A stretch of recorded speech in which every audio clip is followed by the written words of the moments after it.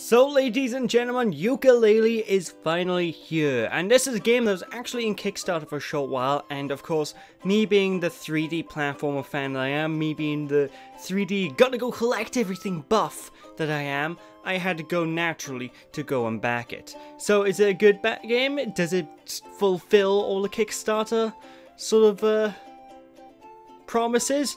Or does it fail and fall flat on its face? Let's find out, shall we?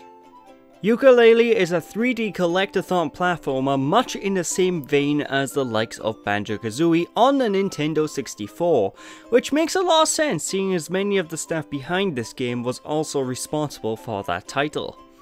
The game follows the chameleon Yooka and his bat buddy Laylee as they progress through 5 large worlds in order to explore and locate magical page pieces called pages that belong to the One Book.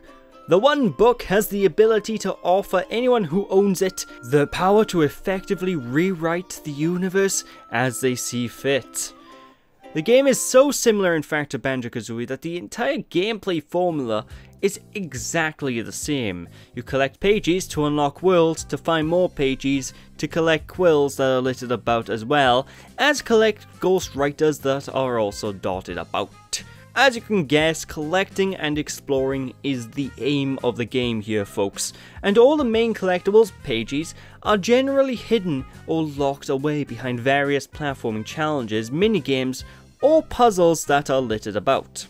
Each of these platforming challenges can range from extremely easy to potentially frustrating depending on how you adjust to the gameplay. And as a result, I can see many players that are not accustomed to this type of gameplay style to get easily discouraged or annoyed.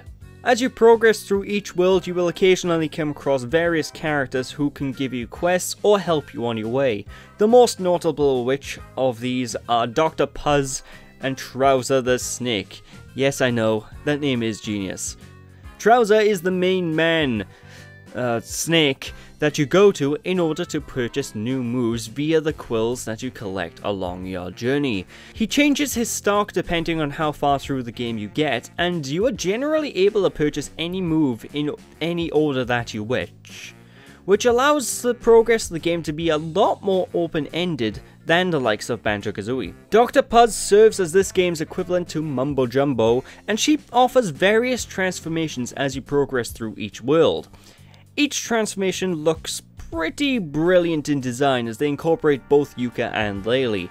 However, the objectives that you get from these leave much to be desired, as they are usually only utilized once or twice in each world for the most part, and feel very underutilized. Not only this, but the general control of the transformations themselves aren't the best, with the Snowplow and Glitter Glaze Glacier being a major pain in the ass in particular to control, having next to zero traction. Another notable NPC will be Retro64us, a 64-bit polygonal dinosaur who offers this game's minigame challenges.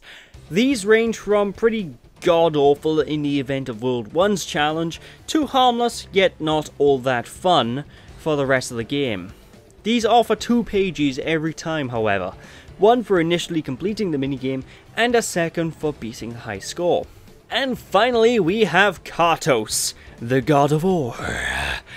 This old minecart will offer challenges where you must ride on minecart tracks and collect gems. These challenges take a little getting used to, but once you've gotten the hang of them, they can be pretty damn fun to blast through.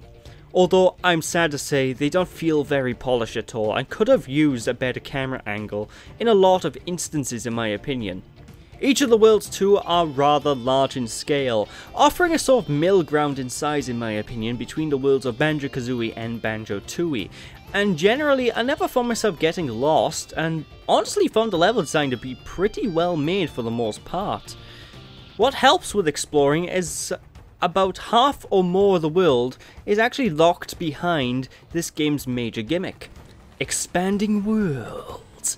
As you collect more and more pages, you will be given the option to expand a world if you so choose, allowing much more user choice in exploring, and again making the game more open-ended. The writing in the game I feel is nothing short of brilliant.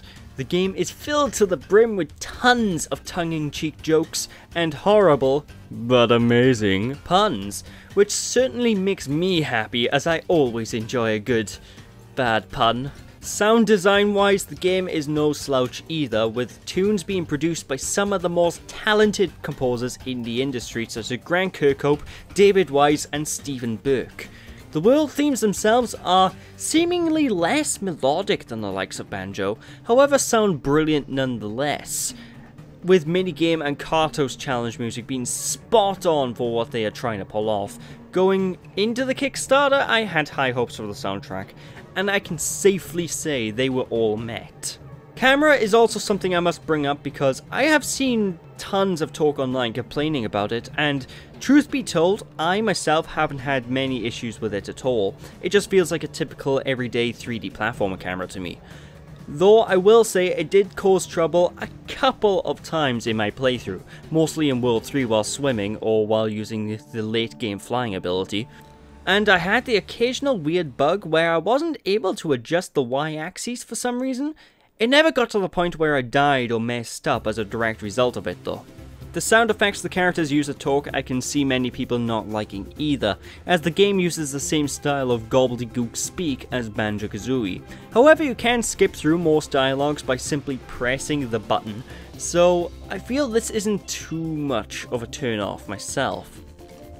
I also wish the intro cutscene could be sped up or skipped in its entirety too, because it does tend to drag on quite a bit. Ultimately, Yooka-Laylee is an absolutely brilliant game through and through. It's not just like a Rareware N64 platformer, it is a Nintendo 64 Rareware style platformer. It has all of the things that make those games brilliant, as well as some of the things that make those games not so brilliant. The gameplay is just fun as hell to play through, the worlds are vast and really enjoyable to explore. All the characters are charming and lovable, and the dialogue is just genius. The soundtrack's amazing. However, there are some niggles here and there that really do drive down the experience, such as some of the controls for some of the transformations, as well as basically just the very inconsistent difficulty as well. So, this is a game that I would heavily recommend to fans of the genre. Now, could I recommend this for other people who haven't played 3D platformers before? Yeah, I'd recommend it for everyone to give it a try, but the only ones guaranteed, I think, to really enjoy this are fans of this specific type of genre, because admittedly, it's a bit of a niche one.